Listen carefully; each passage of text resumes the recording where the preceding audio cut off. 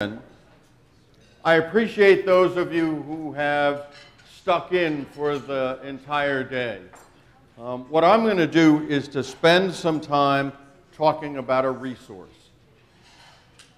This is not a resource that you're going to understand fully at the end of the discussion, but it is something you're taking away. And so what I would ask you to do is to pull this book out.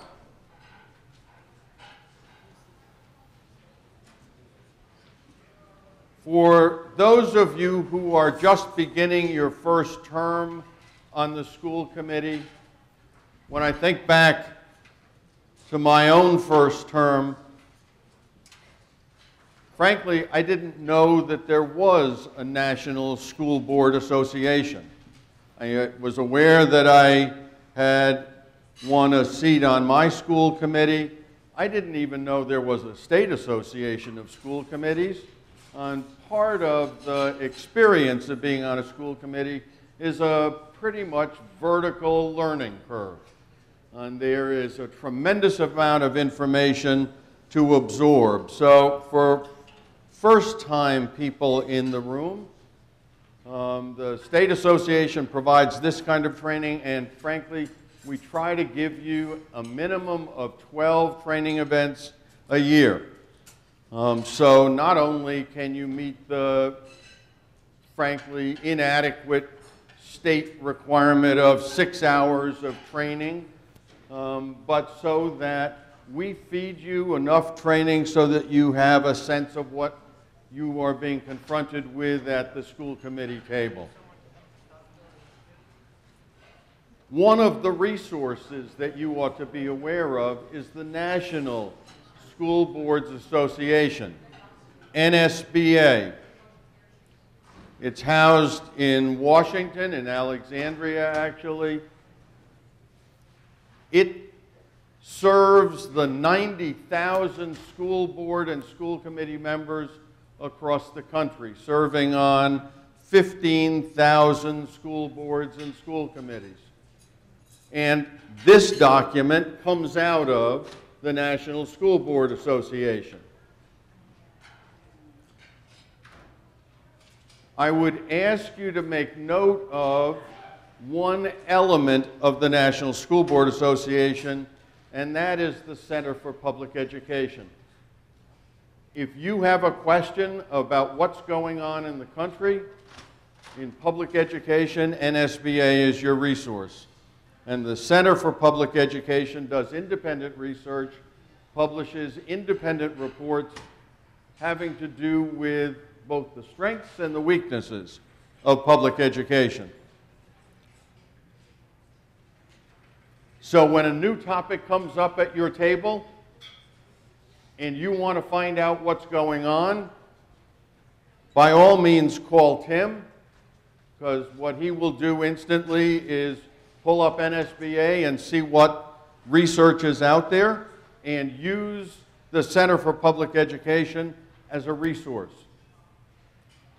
It is often so difficult, and we just talked about being data-driven.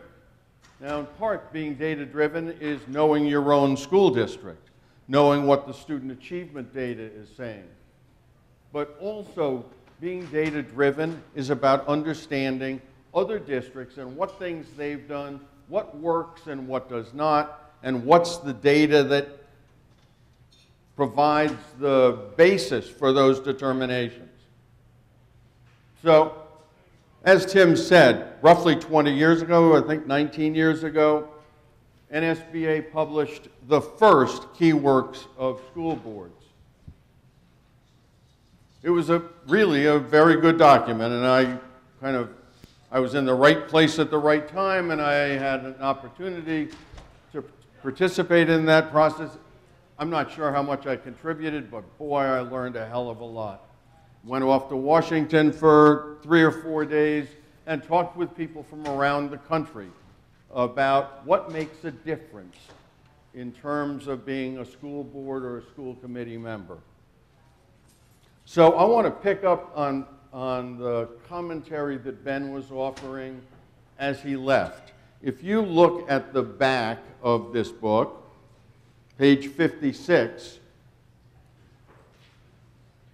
there's a document, a summary of what difference school boards make, school committees make, in terms of student achievement.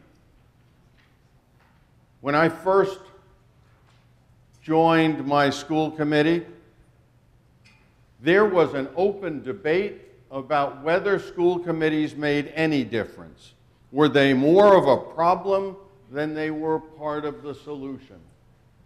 And there was a very powerful series of research projects called the Lighthouse Project, done in Iowa, though they gathered data from 4 other states, that looked at districts that were successful in student achievement, districts that were not successful in student achievement, and what differences existed on those boards. And this summary report provides you with that first look at what makes a difference. If your school board is data-driven, that moves you more in the direction of ensuring that your students will be high achievers. If the conversation at the school board or at the school committee table is a conversation about, I have a friend and this is what's happening to their child, and so it's all anecdotal, that's not so data-driven. It's not that it's not data, but it doesn't have much generalizability.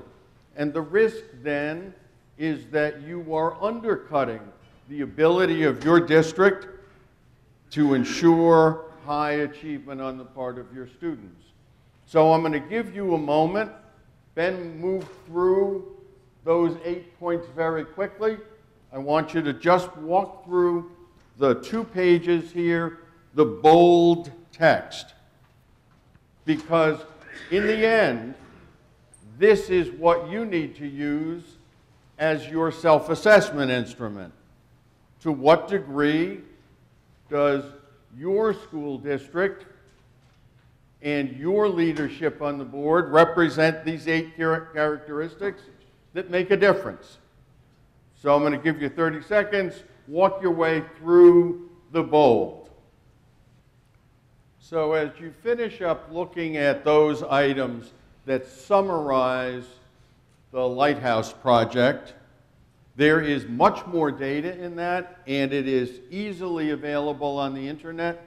I encourage you to become familiar with the more detailed findings of the Lighthouse Project, because it defines what we ought to be about as we function on school committees. I wanted to interject as I walked over to get a cup of coffee.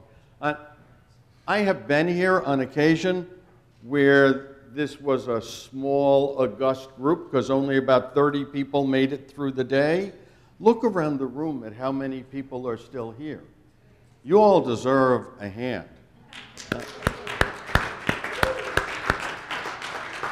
Thank God you are well paid to be on the school committee and are earning every dollar of that today. And frankly, that's just the beginning, because if anybody told you, don't worry, it's only 1 meeting every 2 weeks, we have a bridge to sell you. It's going to be a ride. So the Iowa Project, the series of research projects, point us in the direction of what kind of difference can you make for the students in your district. And how do you need to behave? How do you need to work in order to be effective? The Key Works of School Boards, published by Nsba, it was initially brought out about 19 years ago. It was updated about 10 years ago. And in my last 2 years on the board of directors of the Nsba, there was a fair amount of discussion about Key Works and that it had been dated, and that just a tuning up of the document was not going to get the job done. And so what you have here, something published, I want to say 18 months ago, what you have here is something that is completely revised.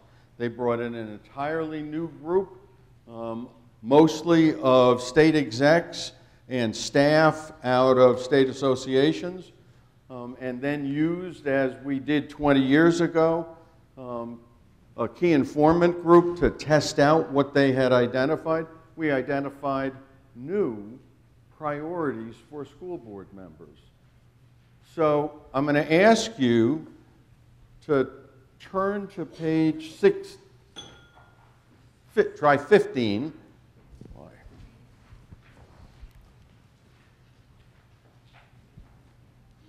This is a self-assessment instrument. So the first of the key works, the things that school committees must focus on, is setting vision. And what I'm going to ask you to do is to start by looking at the school committee that you have joined, whether you have been doing it for 10 years or 15 years or 4 years, or this is the beginning. For those of you who are just beginning, evaluating your school committee on its vision may be difficult. So some of this may end up being questions for you to examine as you become more and more a part of the team.